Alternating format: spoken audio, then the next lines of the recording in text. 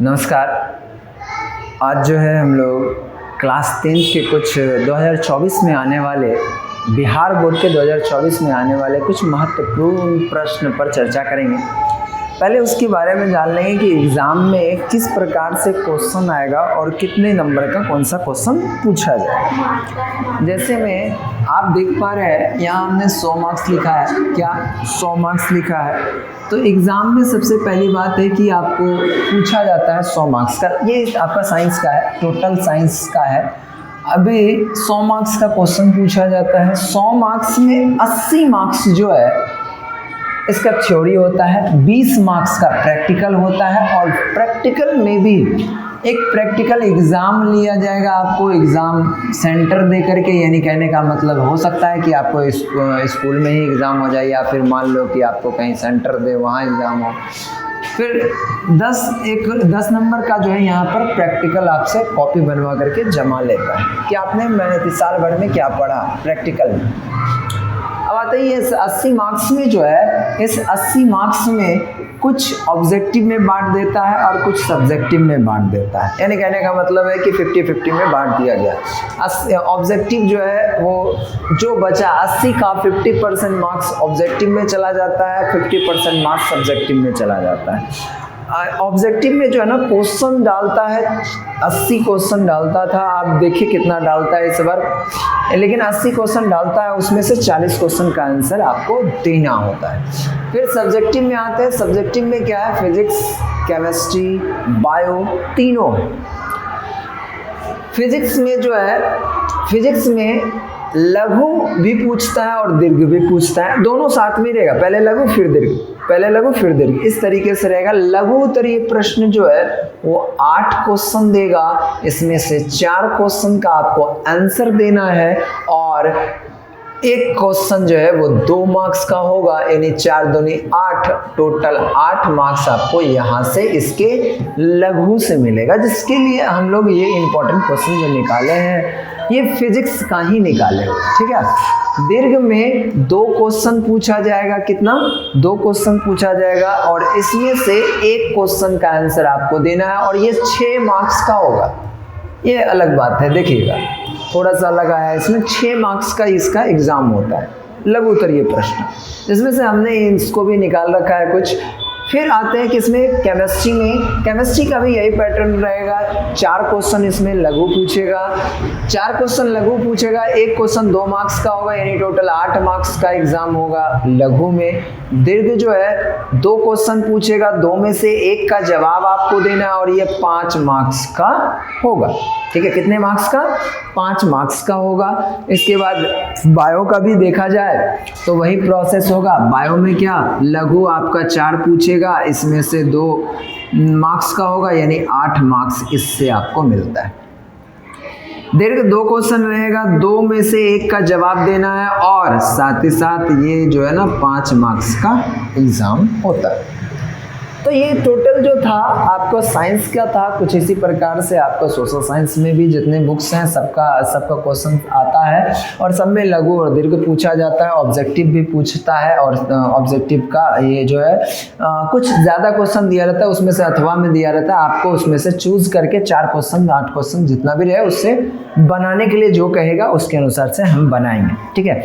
आज जो हम बात करेंगे कुछ फिजिक्स के लघु उत्तरीय प्रश्न जो इस बार 2024 में आने वाले महत्वपूर्ण क्वेश्चनों में से एक होगा, वो कुछ इस प्रकार से होगा। प्रकाश का परावर्तन किसे कहते हैं? ये पहला क्वेश्चन है। प्रकाश का परावर्तन किसे कहते हैं? ये पहला क्वेश्चन है आपका। लेकिन हो सकता है कि प्रकाश का परावर्तन की जगह पर प्रकाश का अपवर्तन भी पूछ लेता है। ठीक है। तो प्रकाश का परावर्तन किसे कहते हैं, उसके क्या नियम होते हैं, उन सारी चीज़ों पर हम लोगों को क्वेश्चन दे सकता है। प्रकाश का अपवर्तन भी पूछा जा सकता है। ठीक है। दूसरा क्वेश्चन जो हमने छाटा है उसमें है उत्तल दर्पण का उपयोग साइड मिरर के रूप में क्यों किया जाता है। ये भी एक बहुत सालों में बार बार पूछे जाने वाले सब क्वेश्चन में से एक है। फिर तीसरा क्वेश्चन जो है वो है प्रकाश का वर्ण विक्षेपण किसे कहते हैं। प्रकाश का वर्ण विक्षेपण किसे कहते हैं? जो प्रिज्म पर पड़ता है ना प्रकाश की किरण, तो वो प्रिज्म से गुजर करके आपतित होकर के 7 रंगों में विभक्त होता है, उसी को प्रकाश का वर्ण विक्षेपण कहा जाता है।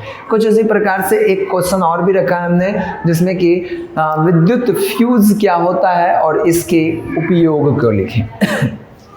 फ्यूज जो देखे होंगे कि जब भी लाइन काटना होता है तो एक फ्यूज लगा देते हैं इंडिकेटर के तरह, इंडिकेटर के बगल में, ताकि उसको निकाल दिया जाए तो पूरे घर का लाइन या जहाँ जो उस सर्किट से जितने एरिया में लाइट जाता है उसको हटा दिया जाता है, काट दिया जाता है। तो फ्यूज लगाने का रीज़न क्या है कि शॉर्ट सर्किट ना हो, यानी कि लघु पतन जो होता है वो फ्यूज पहले उधर ही वहीं से लघु पतन हो जाता है। पहले फ्यूज का जो तार होता है वही मेल्ट कर जाने के बाद उस सर्किट से जितना भी आपका इलेक्ट्रिक डिवाइस जुड़ा हुआ है वो सारा बंद हो जाता है। तो ये फ्यूज भी आपको ज़रूरी होता है, विद्युत फ्यूज भी ज़रूरत होता है, ठीक है। तो ये एग्ज़ाम के लिए भी इम्पोर्टेंट है। तो क्या है क्वेश्चन, विद्युत फ्यूज क्या होता है और इसके उपयोग भी हमने इसको बता दिया।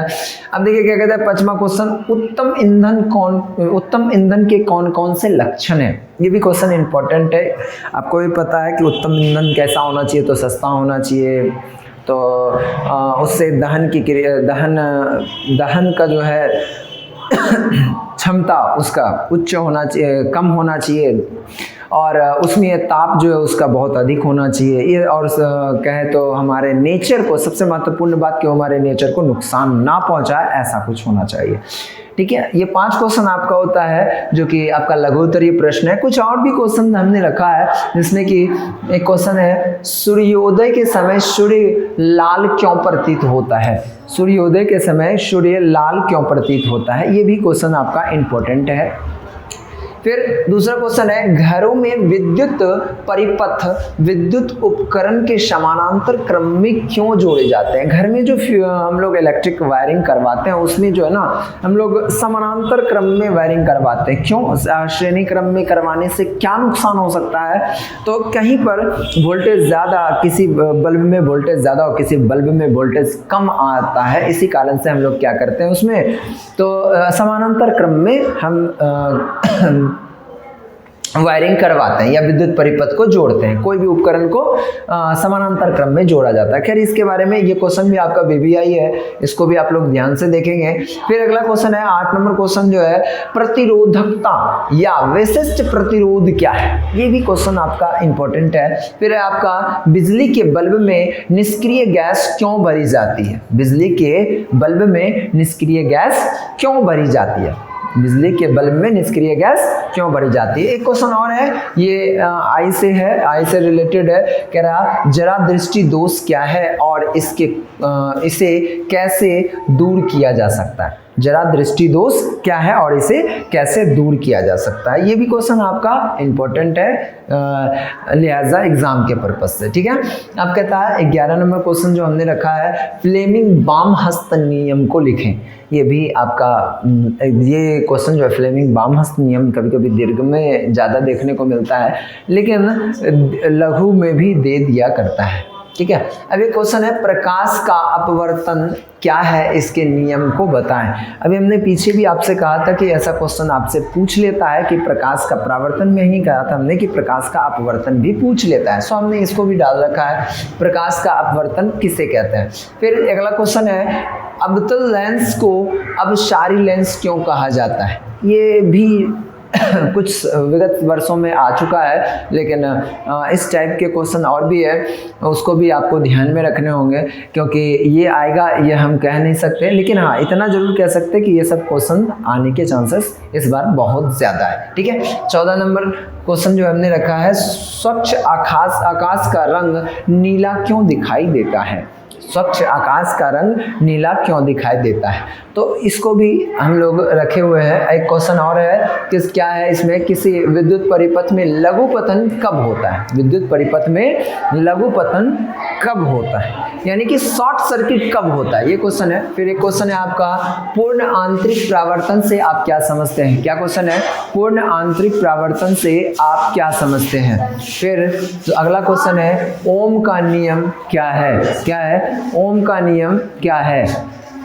ये क्वेश्चन भी आपका बीबीआई है, क्या है वीवीआई, ओम का नियम क्या है, ठीक है। फिर अगला क्वेश्चन है एम्पियर को परिभाषित करें, क्या है एम्पियर को परिभाषित करें। ये भी आप वीवीआई समझ के इस सब क्वेश्चन को जरा ध्यान से देखें। एक क्वेश्चन है विद्युत धारा को परिभाषित करें, एक और क्वेश्चन है और अंतिम क्वेश्चन हमने रखा है विद्युत धारा की प्रबलता को परिभाषित करें, क्या है विद्युत धारा की परिबलता को परिभाषित करें। ये 20 क्वेश्चन जो है हमने बिहार बोर्ड के 2024 में आने वाले फिजिक्स का क्वेश्चन में से इंपॉर्टेंस छांट करके निकाला है और इस बार ज्यादा चांस रखिएगा कि ये आएगा। अब थोड़ा सा दीर्घ भी आता है भाई, दीर्घ पूछा जाता है आपसे 2 और उसमें से आंसर देना है आपको कितना, तो 1 आंसर देना है। हमने इसमें से 20 क्वेश्चन छाटा है, 8 क्वेश्चन देगा, 8 क्वेश्चन में से 4 क्वेश्चन का आंसर आपको लिखना होता है, ठीक है। तो देखते हैं दीर्घ में क्या है। दीर्घ में पहला क्वेश्चन जो है वो कहता है एक अवतल दर्पण के लिए RF में संबंध स्थापित करें जहां दर्पण की वक्रता त्रिज्या R तथा F फोकस दूरी है। यानी आपको क्या क्वेश्चन कह रहा है, तो सत्यापित करना है। क्या सत्यापित करना है, R बराबर F बराबर R/2, ये सत्यापित करने के लिए कह रहा, ठीक है। क्या सत्यापित करने के लिए कह रहा है, F बराबर R/2 सत्यापित करने के लिए कह रहा है। और याद रखिएगा ये बहुत ज्यादा VBI क्वेश्चन है। जो अगला है आपका डायनेमो की बनावट कार्य सिद्धांत का सचित्र वर्णन करें। यानी कहने का मतलब ये कि आप इसके बनावट को समझाएं, कार्य क्या करता है, सिद्धांत क्या है, किस सिद्धांत पर ये कार्य करता है, ये सारी बातें आपको क्लास 10th में बताई जाती है। इसको भी थोड़ा ध्यान से, और इसके कुछ आर्मेचर वगैरह का चित्र भी बना दीजिएगा तो ज़्यादा अच्छा रहेगा, ठीक है। ताकि दीर्घ में आपको 6 में से 6 नंबर मिल सके, तभी तो ज़्यादा से ज़्यादा स्कोर कीजिएगा, तभी तो जा करके टॉप पर आने के चांसेस रहेंगे। अन्यथा फिर आप थोड़ा नीचे आ जाते हैं। जितना ज़्यादा आपका मेहनत होगा उतना ज़्यादा आपका अच्छा रिजल्ट होता है, ठीक है।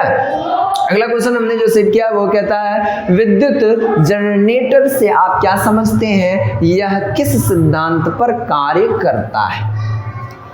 विद्युत जनरेटर से आप क्या समझते हैं और ये किस सिद्धांत पर कार्य करता है, इसकी बनावट एवं कार्य विधि का वर्णन करें, ठीक है। ये 3 क्वेश्चन हमने डाला है। इसके बाद 2 क्वेश्चन और है। एक 4 नंबर में दृष्टि दोष क्या है, यह कितने प्रकार के होते हैं, इसका निवारण कैसे किया जाता है।